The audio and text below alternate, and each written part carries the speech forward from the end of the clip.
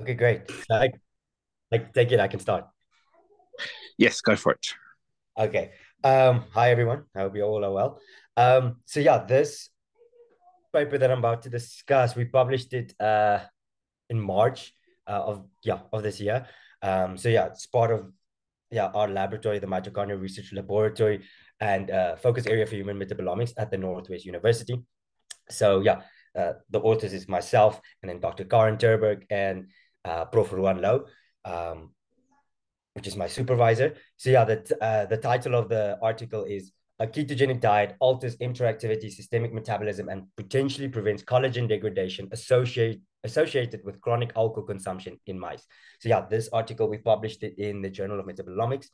Um, yeah, it was it was a mission. We struggled a year to just get this thing out, but yeah, now it's finally published. I just wanna yeah, so yeah, you guys can go just search for this article if you want to read through the whole article. Please do. And then maybe you can cite it if you need it. Yeah, so let's start with the aims. So yeah, the aim of this of the article of the research study was to evaluate the effect of alcohol and a ketogenic diet on the phosphorylation status of mTOR, mTOR1, the mTOR1 target P70A6K, as well as systemic metabolism, as well as the redox and inflammatory state in a mouse model. So the objectives were as follows: to feed mice a ketogenic diet or normal diet, which is the control, or a ketogenic diet with alcohol, or a normal diet with alcohol for 3 weeks. Then it was to assess the phosphorylation status of mTOR1, and then to evaluate the dietary interventions effect on systemic metabolism and the redox state. And then lastly, to assess the inflammation status of mice after the dietary intervention. So the methodology was as follows. The mice were split into 4 groups, namely mice on a normal diet or control diet, mice on a ketogenic diet, mice on a normal diet with alcohol consumption, and mice on a ketogenic diet with alcohol. So the reason for the alcohol was to induce a shift in the redox state and to see whether a ketogenic diet prevents or reverses the shift in the redox state, for the better. So it acts as a type of control for where uh, to simulate other conditions where the redox state is, say, in a less favorable state. So we wanted to see whether a ketogenic diet can reverse this. This is just for future studies that where we actually want to use mitochondrial disease or mitochondrial disease model to see whether a ketogenic diet would work. So this is why we just used, say, healthy wild-type mice, where we subjected them to, like I said, either normal diet or ketogenic diet with or without alcohol to see whether the ketogenic diet prevents, say, the negative effects of the alcohol. So yeah, we then evaluated mTOR1 phosphorylation status via SDS page and Western blot analysis in mice liver by assessing the downstream protein P70A6K1, which is a common biomarker used to evaluate mTOR1 activity. We also then assessed systemic metabolism using multi-platform metabolomics, such as GC-TOFMS, LC-MS, and proton NMR in mice urine. And then lastly, we assessed inflammation status via flow cytometer using mice serum. So firstly, the first thing we saw was changes in growth. So here this is the first figure in the article, which is figure 1. So basically, mice on a ketogenic diet have significantly reduced growth rate relative to those on a controlled diet. Therefore, it is evident that diet alone, such as the ketogenic diet, had a significant effect on murine body mass, while chronic alcohol consumption did not. The available literature on the effect of alcohol on body weight is conflicting, as studies show either an increase, decrease, or no difference at all of alcohol consumption on body weight.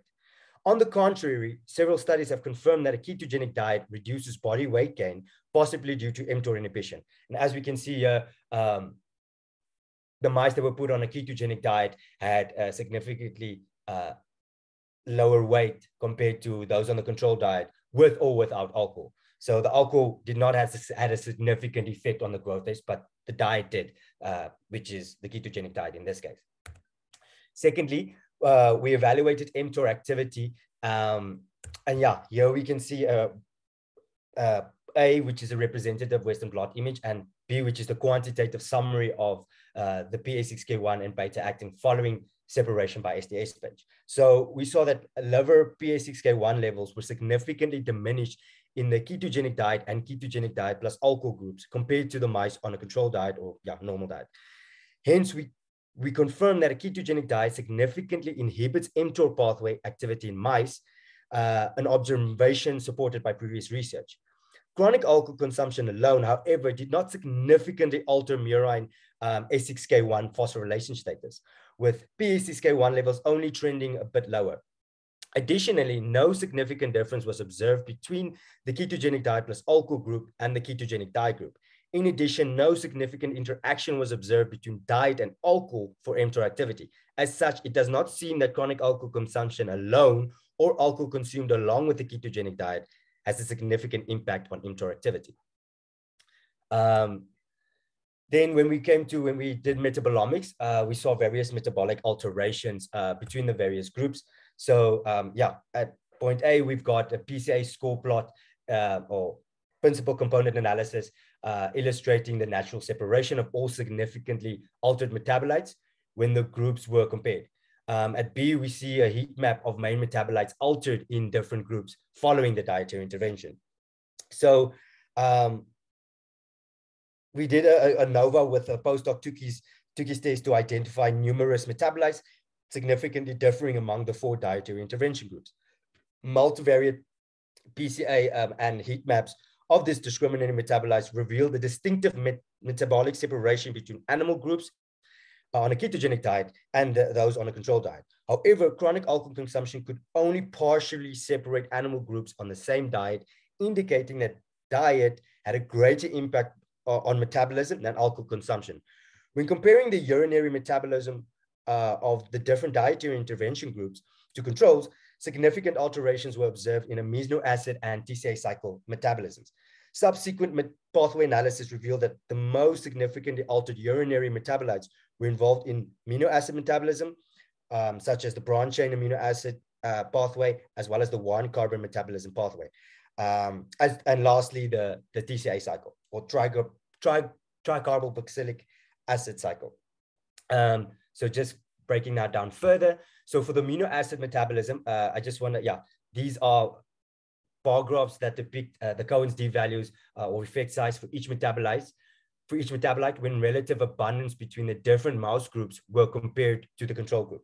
So several essential amino acids such as leucine, isoleucine, arginine, methionine, and non-essential amino acids such as alanine, aspartate, and serine, and lastly, non-proteogenic amino acids such as homocysteine and cystathione were markedly reduced in the urine of animals consuming a ketogenic diet with and without alcohol when compared to controls. Additionally, leucine and isoleucine metabolites 2-keto-isocaproic acid and 2-keto-3-methylvaleric acid, along with choline metabolites such as betaine, were also significantly lower in these mice compared to the controls.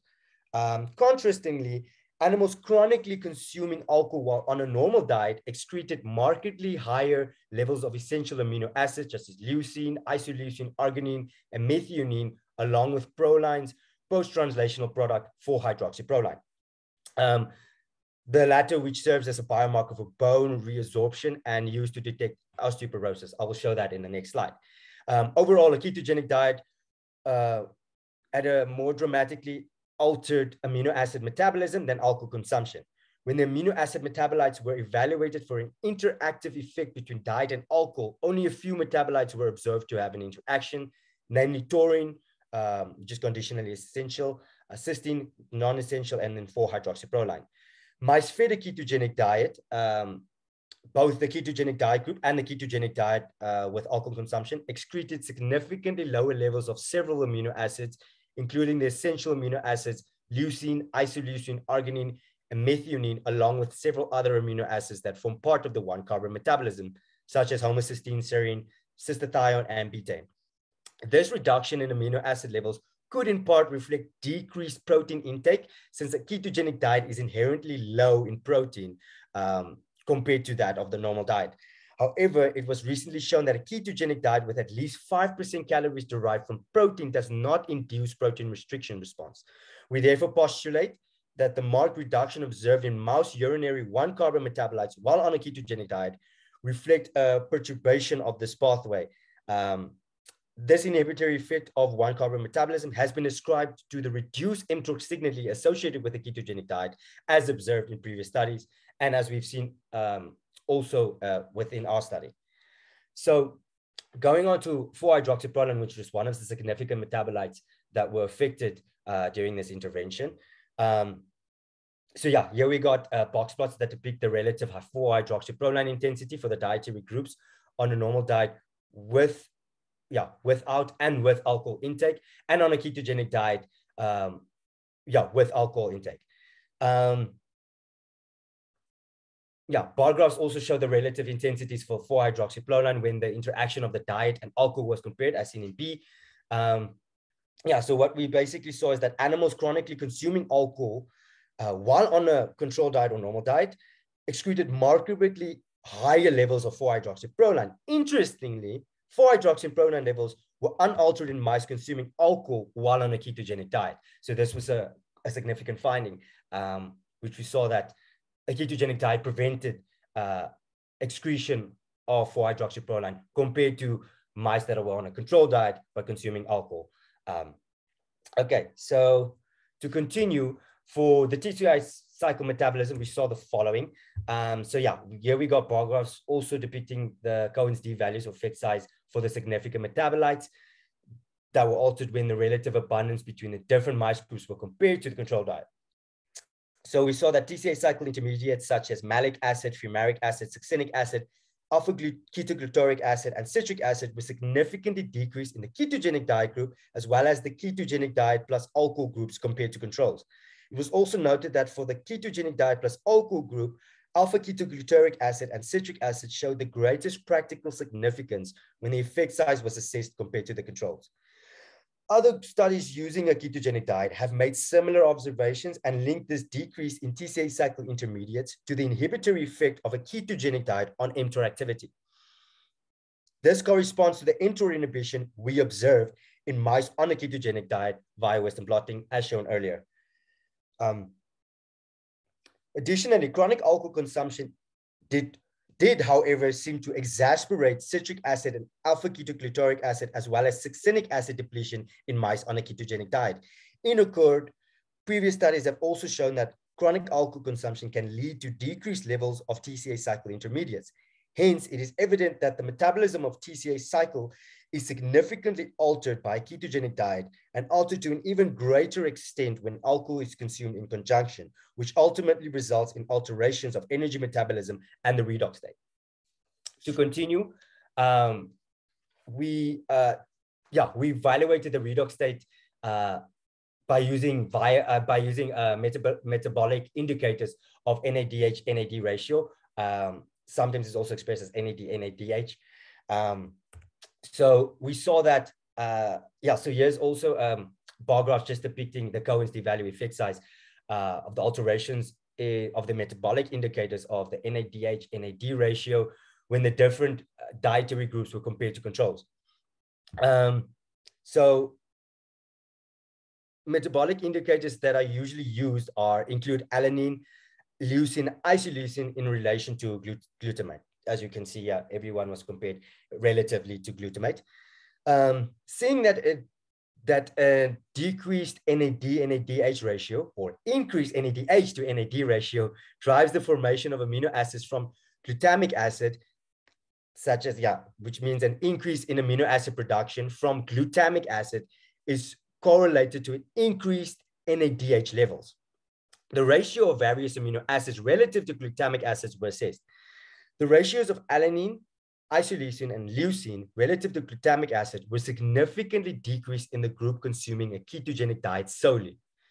The consumption of alcohol on a controlled diet led to trended higher levels of amino acid ratios, indicating a more reduced redox state in mice. However, no statistically significant differences were observed for the groups consuming alcohol on either the controlled diet or a ketogenic diet. Thus, it is evident from the mentioned findings that mice consuming a ketogenic diet had a more oxidative redox state, i.e., a decreased level of NADH relative to NAD or increased levels of NAD relative to NADH compared to the control diet, while the other groups had no significant alteration in the redox state. The mentioned amino acid metabolite ratios increased significantly decreased NADH to NAD ratio in mice on a ketogenic diet compared to that of the controls, thus confirming that a ketogenic diet increases the availability of NAD through altering this NADH-NAD ratio. This alteration in redox state balance could be related to the observed perturbations in amino acid and energy metabolism in mice on a ketogenic diet. No significant alterations in the NADH-NAD ratio was seen following alcohol consumption in the control groups, indicating the diet alone, i.e. the ketogenic diet, had a greater impact on the redox state than alcohol consumption. However, chronic alcohol consumption along with a ketogenic diet prevents any favorable changes towards a decreased NADH-NAD ratio, which would be observed when ketogenic diet is consumed alone. Previous research has also shown that the metabolism of alcohol results in redox state changes due to a decrease in the NAD-NADH ratio. On the contrary, other studies have shown that a ketogenic diet can decrease the NAD-NADH ratio, thereby altering the redox state. As such, our findings provide insight with regards to changes in the redox state when alcohol is consumed in conjunction with a ketogenic diet. So this was also a novel finding. And this was one of the reasons why we used alcohol to induce a shift in the redox state. So for the inflammation status, we made use of flow cytometry. So what we saw was that several serum inflammatory biomarkers were affected, or we actually evaluated several inflammatory biomarkers. However, all experimental groups displayed significantly increased levels of interleukin-6, as shown in the middle of the figure, compared to the control group. The control group plus alcohol group had the highest increase in interleukin-6, followed by the ketogenic diet group, then the ketogenic diet plus alcohol group. This finding suggests that both alcohol and a ketogenic diet has a pro-inflammatory effect. However, no significant alterations for IFN or MCP1 levels were observed among the dietary groups, while marked intra-group variation limited our use of the other measured inflammatory cytokines. I didn't put it in the slideshow, but it is in our supplementary because we measured 6 different inflammatory cytokines. However, only these were significantly affected, specifically interleukin-6. Although several studies have described the anti-inflammatory properties of a ketogenic diet, others have also observed signs of increased inflammation associated with the ketogenic diet in mice, as well as human subjects. Thus, no conclusive assumption can be made with regards to a ketogenic diet and chronic alcohol consumption's impact on inflammation, and further research is required. Considering our inconclusive observations, along with conflicting literature reports, further research on the inflammatory effects of a ketogenic diet and alcohol consumption is warranted. We also had a limited sample volume because we made use of serum, and the mice are relatively small, especially the mice on a ketogenic diet and those on a ketogenic diet with alcohol consumption. So it was also relatively difficult to detect, significant effects using the other inflammatory cytokines. Hence, further research is warranted, so no conclusive assumption can be made with regards to a ketogenic diet's effect on inflammation, as well as that of alcohol. So, in conclusion, we saw that a ketogenic diet attenuates mTOR signaling and weight gain, as well as decreases the excretion of amino acid and TCA cycle metabolites in mice. We also saw that a ketogenic diet seems to drive energy metabolism towards a more oxidative redox state by increasing the NAD plus / NADH ratio through metabolic regulation. We also saw that a ketogenic diet could decrease or prevent bone loss and collagen degradation by decreasing structural protein degradation even during chronic alcohol consumption. We also saw that although findings of previous studies have shown that ketogenic alone does not lead to potential bone loss and degradation, our study is the first to report that a ketogenic diet could potentially reduce bone loss and collagen degradation during chronic alcohol consumption. Lastly, it is evident that a ketogenic diet indeed has some therapeutic potential, especially for conditions that lead to an unfavorable redox state, increase in structural protein degradation, as well as disorders in which attenuation of mTOR leads to improved disease outcome. Thus, any intervention using a ketogenic diet for the management of conditions like obesity, diabetes, epilepsy, and other metabolic disorders should take note of the factors that could potentially hinder the therapeutic effects of a ketogenic diet, such as chronic alcohol consumption, especially where the redox state is of concern. Further research is warranted making use of multiple protein markers to monitor mTOR activity, as well as applying multi-platform metabolomics on other tissues such as blood, brain, and muscle to evaluate the tissue-specific differences in systemic metabolism to further assess the therapeutic potential of a ketogenic diet. Lastly, any study looking at the effect of a ketogenic diet should also consider the total protein and total caloric content of the diet, as well as the effects on the dietary intervention. So yeah, that basically sums up this article. And yeah, this article was basically part of, it was a preliminary study before we move on to actual disease models, such as the Ndufs4 mouse model, which I would elaborate on briefly. So, I missed this last point. The potential benefits of a ketogenic diet could be overturned when alcohol is consumed chronically in conjunction with a ketogenic diet, as alcohol consumption seems to prevent the shift towards a more oxidative state and lead to potential decrease in NAD levels. So this just sums up as to why we used alcohol in the study, is to produce a change in the redox state and, decrease NAD levels to mimic diseases such as where the redox state is affected, such as mitochondrial disease, which brings me then to my final point, which is the upcoming research that we're busy with. Hence, this article and this study was the foundation for this upcoming research. So basically, for my PhD, we're going to do a similar thing where we'll expose mice to a dietary intervention, but using an Ndufs4 Leigh Syndrome mouse model, using a modified ketogenic diet with high polyunsaturated fatty acids. Reasons we're changing from a normal or standard ketogenic diet to a modified ketogenic diet with high polyunsaturated fatty acids was that recently there was a study that was published in America where they made use of a standard ketogenic diet in an Ndufs4 Leigh Syndrome mouse model, but they did not see any significant effect with improving the disease outcome. So we had to go back to the drawing board and, modify the diet accordingly. Hence, phase A was the article I just presented. We were going to apply essentially the same thing, but just on the sick mouse, so the Leigh syndrome mice. However, we had to modify it now due to other research group doing the same thing, but they didn't see any significant effect, but using a standard ketogenic diet. So we're just going to make use of a high polyunsaturated fatty acids, or PUFAs, to see whether that has a significant effect on the disease outcome. So the mice will then be split into 4 groups, as the same as the study I just presented, where wild-type mice will be placed on a controlled diet, wild-type mice will be placed on a ketogenic diet with high polyunsaturated fatty acids, and knockout mice on a controlled diet, as well as knockout mice on a ketogenic diet with high polyunsaturated fatty acids. Phenotypical and behavioral assays will also be performed throughout the intervention. And lastly, biochemical analysis, similar to what I presented, will be performed on murine brain tissue, which will include protein assays such as mTOR1 and SERT1 activity, inflammation assays using flow cytometry, as also done in the study that I presented. And lastly, multi-platform metabolomics, such as GC-TOF-MS and NMR analysis. And lastly, transcriptomic analysis will also be applied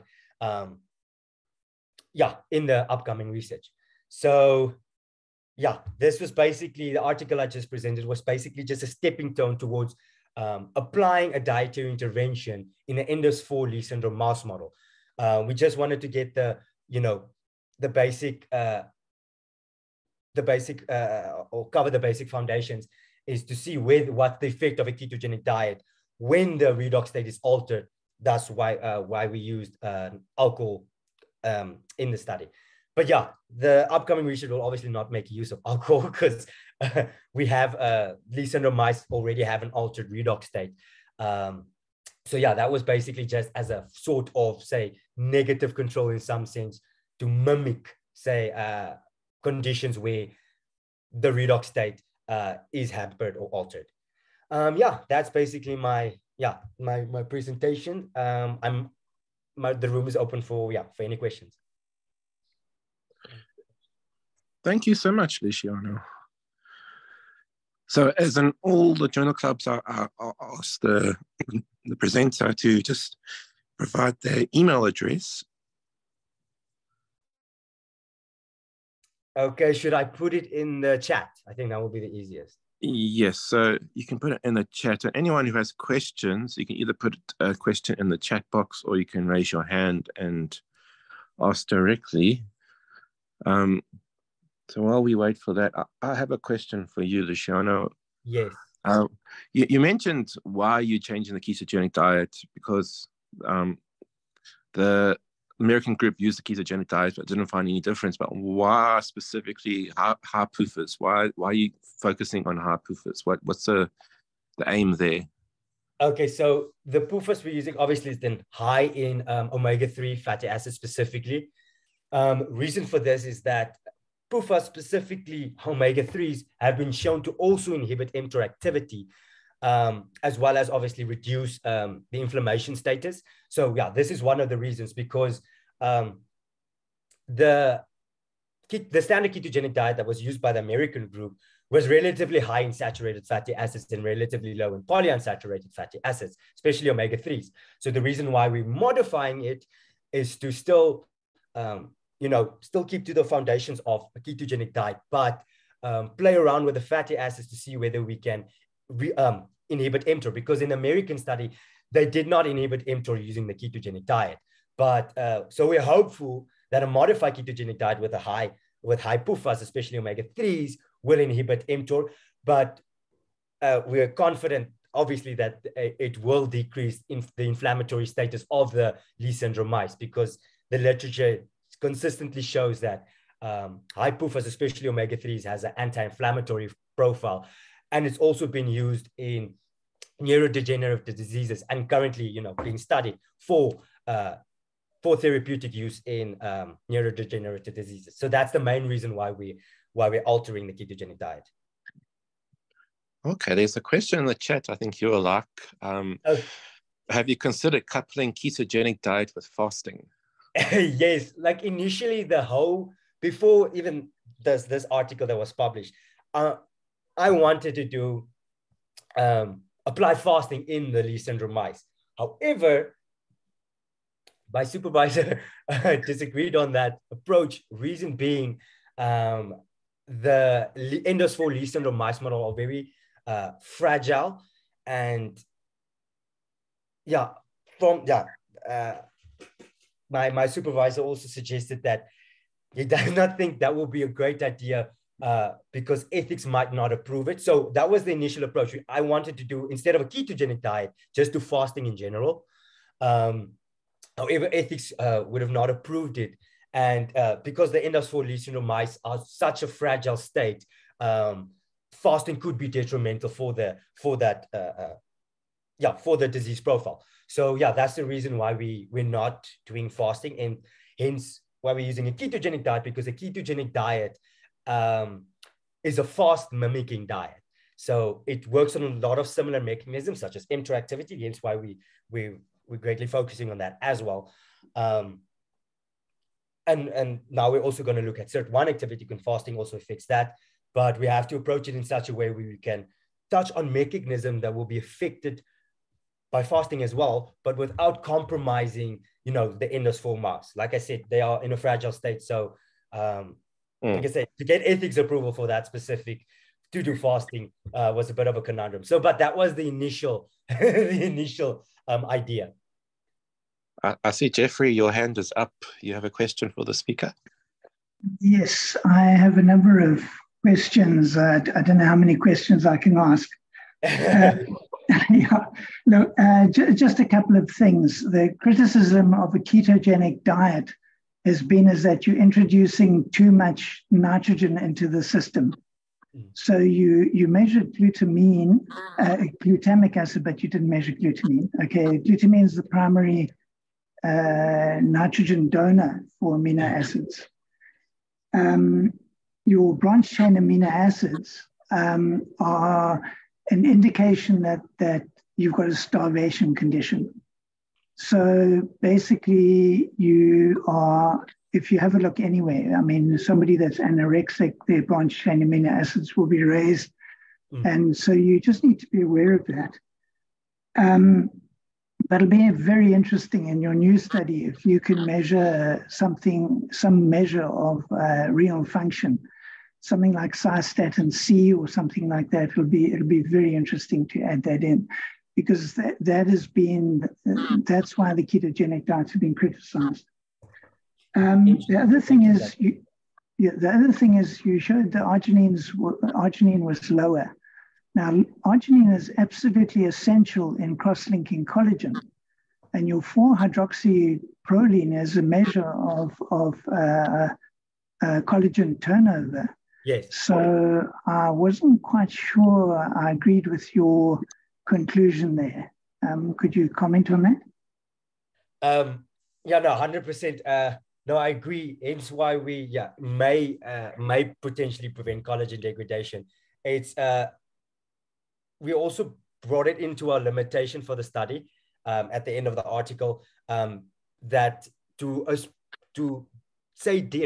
definitely say whether a ketogenic diet prevents collagen degradation in some sense, we need to evaluate other biomarkers of collagen synthesis and degradation. So yeah, there's 4-hydroxyproline is one of several. So to make a conclusive to conclusively say that ketogenic diet prevents collagen degradation, we'll need to assess different biomarkers as well that are indicative of this of collagen degradation. So no, I agree with you. But yeah, we did mention it as a limitation. I did not mention it now in the presentation. But one cannot fully make a conclusion from just 4-hydroxyproline alone. So I agree with regards to that. It was just evident that between the various groups on alcohol, without alcohol, that 4-hydroxyproline stood out significantly. Yeah, I mean, just to give you extra work, the kind of thing that you could do is to isolate muscle and actually do an amino acid composition of muscle or heart muscle or the heart or something like that. That would give you an indication of that. Just a last and then 2 last comments. Sorry, I'm kind of hogging things. You remember that interleukin-6 is produced in the liver. Okay. Yes. Your liver is the main source of your transaminase enzymes, which convert your amino acids to glucose and your sugars and stuff like that. So just be aware of that, and that might explain that one. One last question. Two other comments. One is just be careful of using mice and then trying to extrapolate to humans, because mice have got a number of the intestine systems totally different. Last question: what grade of alcohol did you use in this study? It's a favorite question of mine. Okay, so it was food grade, firstly. Okay, no, that's fine. No, then I'm happy. No, because a lot of people use 100% alcohol in these studies, and you can take alcohol up to 96%.